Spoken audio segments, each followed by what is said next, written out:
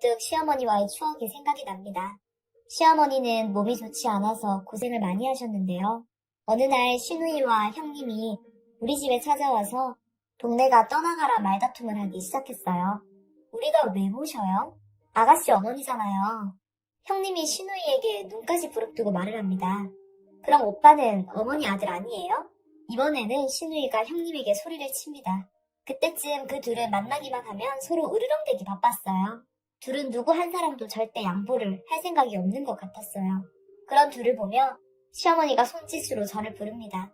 그냥 나 혼자 있어도 되니까 다들 가라고 전해주렴. 몸이 아파서 누워있던 시어머니가 제 귓가에 속삭이듯이 말을 했어요. 그리고 제가 그들에게 저 어머니 지금 몸이 안 좋으신데 그만 좀 하시죠. 라고 큰 소리로 말을 했는데요. 언니가 뭐 줄 거 아니면 언니는 좀 빠져 있어요. 시누이가 기차 타는 듯이 저에게 말을 했어요. 그래, 동서는 그냥 빠져. 라며 형님이 저에게 소리까지 질렀죠. 그 순간 저도 모르게 화가 머리끝까지 치밀어 올랐고 당장 다 나가라고 제가 소리를 질러버렸어요. 그런 저를 형님과 시누이 그리고 남편이 놀라서 바라봤는데요. 어머님이 전해달래요. 다들 당장 나가라고요. 그러니까 당장 나가주세요. 어머니 그냥 저랑 사실 거라니까요.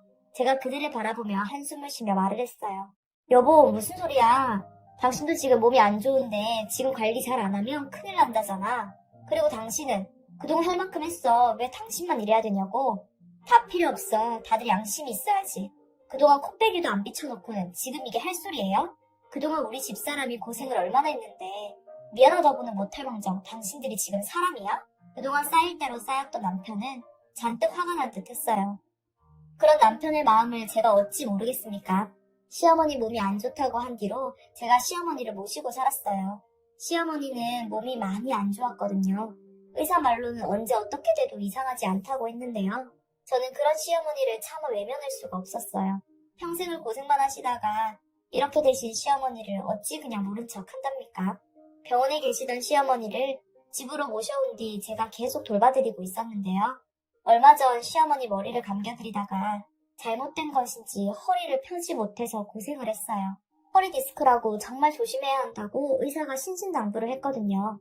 그래서 남편이 가족들을 불러 모았는데 아주버님은 바쁘다는 핑계로 오지도 않았고 시누이와 형님만 왔는데 둘이 으르렁거리며 다투고만 있었어요.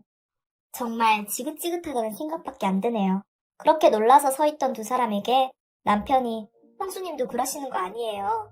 돈 필요할 때마다 어머님한테 야금야금 다 가져다 쓰고는 이제 와서 모른 척 하시고 사람이 어떻게 그럴 수가 있나요? 그리고 미선이 너도 말이야. 너를 낳아준 엄마한테 진짜 너무한 거 아니냐? 네 남편 사업 자금 때문에 가져간 돈도 꽤 되잖아. 둘의 양심이라는 것이 있긴 있는 거냐고. 다시 큰 소리로 말을 했어요. 그런 오빠에게 오빠 진짜 웃긴다. 그게 언제적 일인데 지금 와서 그 얘기를 꺼내? 그리고 그때 엄마가 결정하고 준 거 아니야. 근데 오빠가 왜 그래? 이제 보니 오빠가 돈을 한 푼도 못 받아서 그런가 보구나. 라고 하며 시누이가 남편을 째려보며 말을 했어요. 그러게요, 서방님. 저희는 어머님이 주신 거지 우리가 어머님 돈 뺏어간 거 아니잖아요. 말씀이 조금 지나치신 거 아닌가요? 이번에 형님이 억울하다는 표정으로 말을 했어요.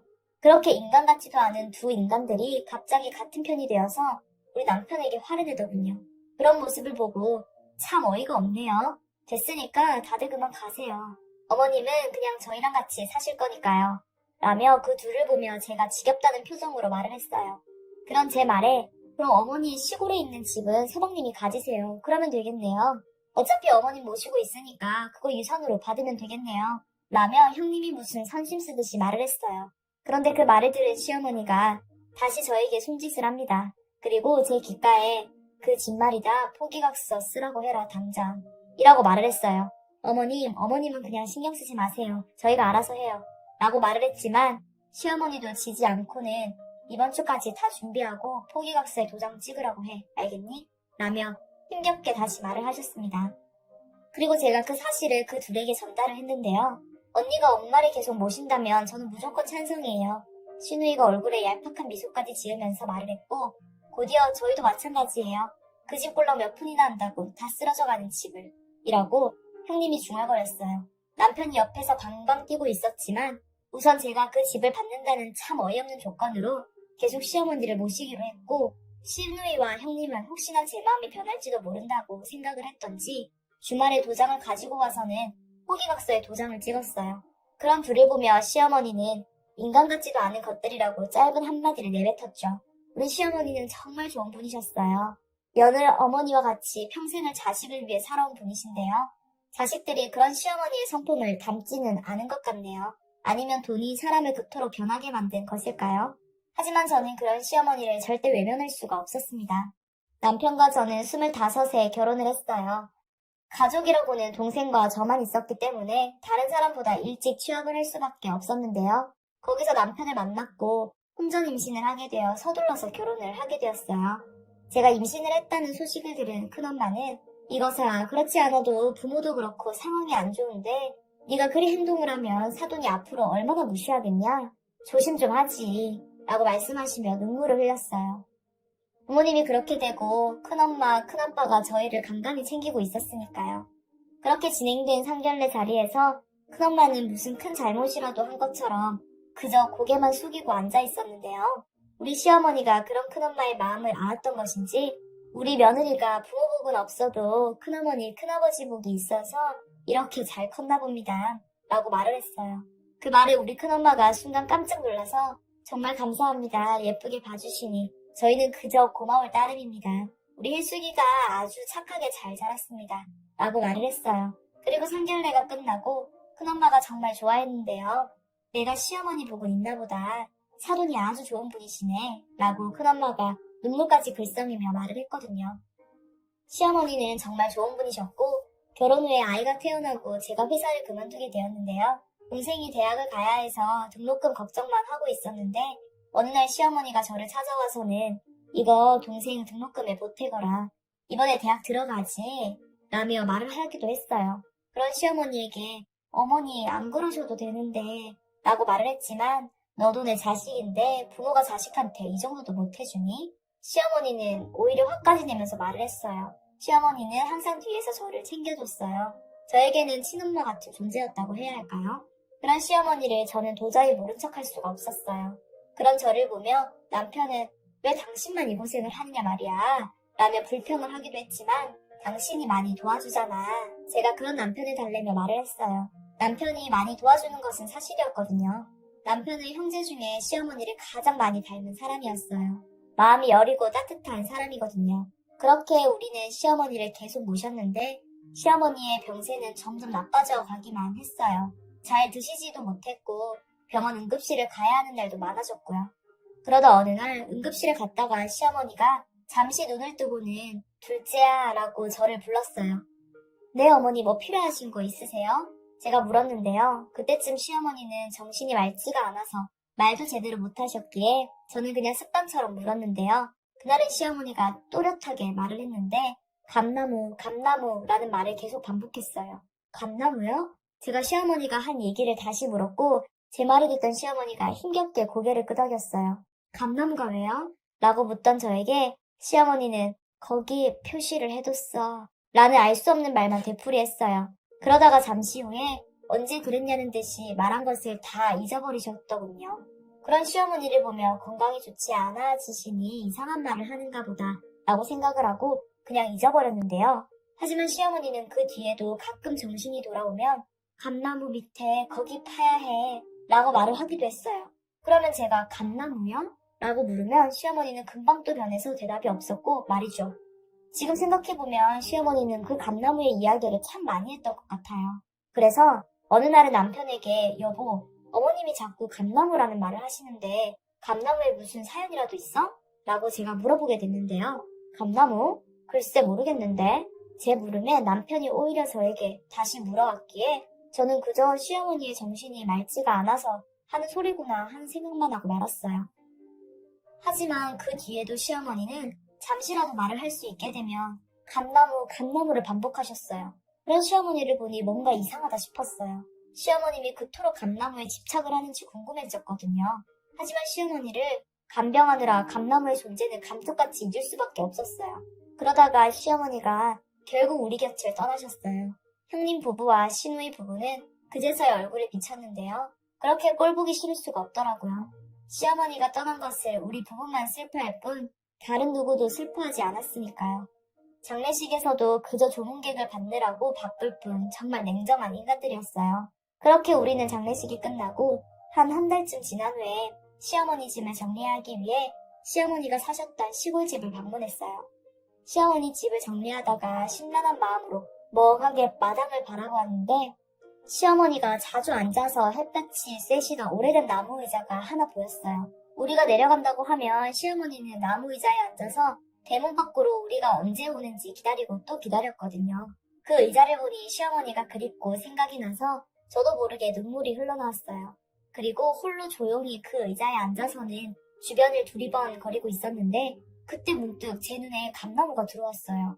그래서 감나무를 바라만 보다가 잠시 후에는 감나무 옆으로 가서 감나무를 쓰다듬었는데요.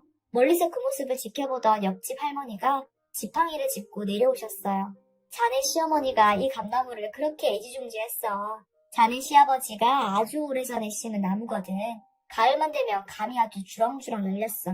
그러면 자네 시아버지가 사다리를 타고 감나무에 올라가서 감을 한 바구니씩 따서 내려오기도 했지. 그런 모습을 밑에서 애들이 눈을 똘망똘망 뜨고 쳐다보고 있었고 그러면 자네 시어머니가 그렇게 좋아할 수가 없었어. 그래서 그랬는지 자식들이 다 집을 떠나고 혼자 있을 때 이 감나무를 그렇게 애지중지하면서 옆을 떠나질 않더구먼.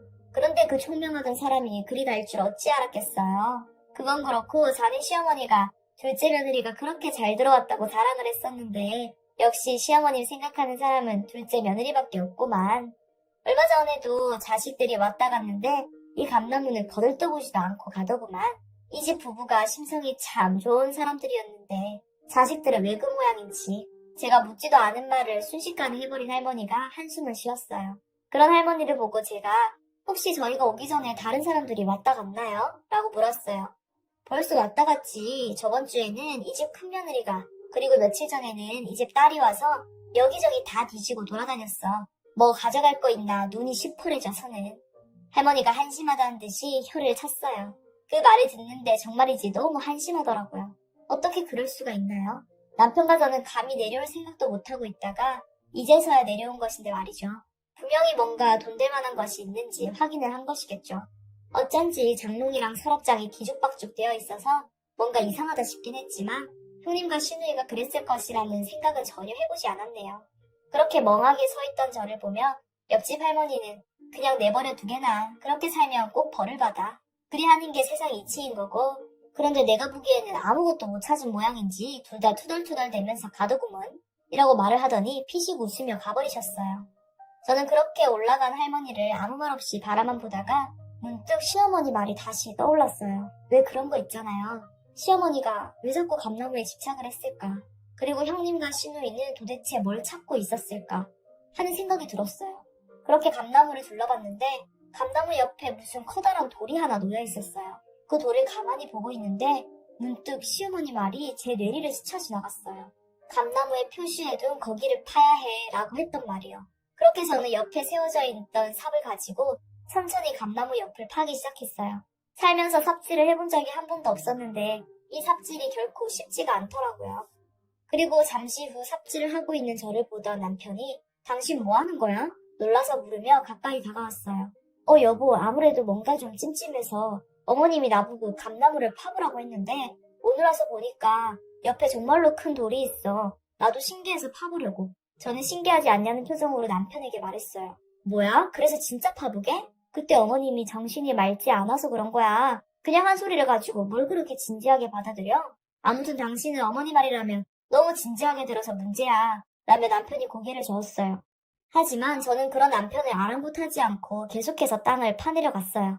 사람 직감이라는 것이 분명히 있긴 있는 것 같아요. 그리고 잠시 후에 땅속에서 뭔가 딸그락거리는 소리가 들려왔어요. 순간 저는 뭔가가 있구나 하는 확신이 들기 시작했고 제 손은 더 급해져 가기 시작했어요. 그렇게 얼마를 더 파내려 갔을까요? 땅속에는 낡은 비료 포대 하나가 있었는데요. 그것을 보며 제가 여보 이리 좀 와봐 라고 급히 남편을 불렀는데요. 남편이 무슨 일이냐며 저에게 다가왔고 여기 진짜 뭔가가 있다고 알려줬더니 남편이 놀라더라고요.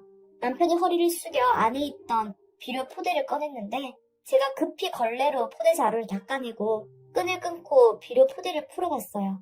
그런데 비료 포대 안을 확인하던 우리는 정말이지 뒤로 넘어갈 뻔했어요. 비료 포대 안에는 다시 플라스틱 김치통이 들어있었고 김치통 안에는 비닐로 꽁꽁 싸매진 황금과 작은 금푸치들이 있었어요. 그리고 언제쯤 쓴지도 모를 편지 한 통이 있었는데요. 하얀 편지 봉투는 세월을 고스란히 간직한 데 변해 있었는데 봉투에는 삐뚤삐뚤한 글씨로 우리 둘째 며느리 보거라 라는 짧은 문구가 하나 있었어요. 그 순간 저도 모르게 손이 파르르 떨려오며 눈에 눈물이 맺혔어요. 그 편지는 시어머니가 저에게 보내는 편지가 틀림이 없었어요. 그리고 제가 떨리는 손으로 편지를 펼쳐보았는데요. 나는 며느리라고 생각하기보다는 숙이라는 말이 더 좋구나. 그동안 고생 많았다, 우리 숙이. 욕심 많은 형님과 시누이는 눈만 뜨면 뭐 가져갈 게 없나 쫓아오는데 넌 어떻게 된 애가 그렇게도 욕심이 없는 것인지 내 손에 항상 돈을 쥐어주고 가더구나. 여기 모아둔 것들은 내가 그동안 일해서 모은 것들이야. 욕심 많은 것들이 또 언제 둘이 다 가져갈까 싶어서 여기에 모아놓고 있었는데 우리 숙이가 언제쯤 이걸 찾을지 모르겠구나. 그런데 이 엄마 마음을 가장 잘 아는 사람은 우리 숙이니까 분명히 찾을 것이라고 생각한다. 우리 수가 아프지 말고 내 몸 좀 아끼면서 살거라. 그리고 이 돈이랑 금 말이다. 오로지 너를 위해서만 썼으면 좋겠구나. 항상 고맙고 또 고마웠다. 우리 며느리, 우리 딸아. 대략 이런 내용의 편지였어요. 편지 내용이 안 보이는 것도 있어서 대충 작성을 해봤습니다. 지웠다 썼다를 몇 번이나 반복을 하신 듯 했는데요. 편지를 읽는 내내 눈물이 멈추질 않았어요. 그리고 포대 자루를 자세히 봤더니 두꺼비로 된 금이랑 목걸이랑 뭐 이것저것들이 꽤 있더라고요. 꽤 많은 현금과 금덩이가 있었어요. 문득 생각해보니 형님과 시누이가 이것을 찾아다녔다는 생각이 들었어요. 그리고 시어머니는 그 두 사람들이 다 가져갈 것을 걱정했겠죠. 그렇게 저는 시어머니가 주신 금덩이와 현금들을 잘 챙겨서 가지고 올라왔는데 그 돈은 차마 쓸 수가 없더라고요. 시어머니의 손때가 남은 것들을 저는 차마 그냥 쓸 수가 없었어요. 그러다 어느 날 형님에게 전화가 왔어요. 동서, 혹시 어머니 집에 내려갔다 왔어? 형님이 전화를 하자마자 다짜고짜 물어봤어요. 얼마 전에 다녀왔는데요. 혹시 말이야, 뭐 찾은 거 없어? 뭐를요? 뭐가 있나요? 저는 어머님 짐 이것저것 정리만 하고 올라왔어요. 제가 시치미를 뗀 채 말을 했어요. 남편과 그렇게 하기로 약속을 했어요. 우리 시어머니 손때 묻은 것들을 그들에게 절대 주고 싶지가 않았거든요. 돈에 환장을 한 것도 아니고 진짜 돈 앞에서는 부모도 없는 건가요? 마음이 아프기도 하고 씁쓸하기도 하네요. 그래? 아니 그냥 남편 말로는 어머님이 그동안 금을 꽤 많이 모았다고 하던데 그게 다 어디 갔나 해서 그제서야 형님이 본색을 드러내며 물어봤어요. 글쎄요. 저는 잘 모르겠어요. 관심이 없어서요. 라고 딱 잘라 말을 해버렸고 형님은 계속 문구적 거리면서 전화를 끊었어요. 그리고 얼마 후 시누이도 전화를 해서 똑같이 물어봤지만 저는 그저 모른다고만 답을 했고요. 참 징글징글한 인간들이네요. 문득 시어머니가 그리워져서 글을 남겨봅니다.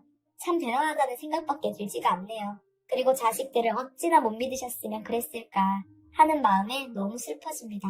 우리 시어머니, 나의 엄마 사랑합니다.